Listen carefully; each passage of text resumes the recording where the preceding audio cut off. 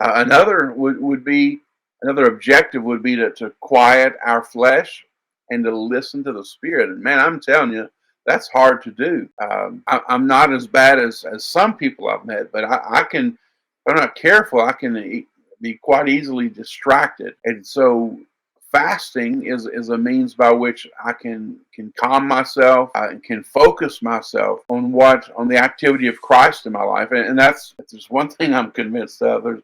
It's that the Holy Spirit always leads us to Jesus. He always directs us to Christ. And so I can quiet myself, quiet my mind, quiet my flesh, and listen to what the Spirit is saying. Listen to how the Spirit is directing me. Because I know that the Holy Spirit always directs me to Jesus. He brings a focus and He brings an intentionality and a direction that always leads me to Christ.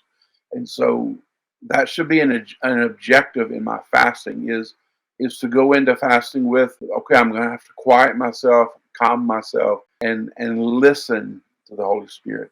When we humble ourselves through fasting, God gives us this sharp focus. He sharpens our spiritual focus so we can see things more clearly. In fact, Jesus fasted for 40 days before facing the devil. And when Satan tempted him to make bread out of the stones, Jesus said, "Man shall not live on bread alone, but on every word that proceeds out of the mouth of God." This is what fasting does for us. It moves us.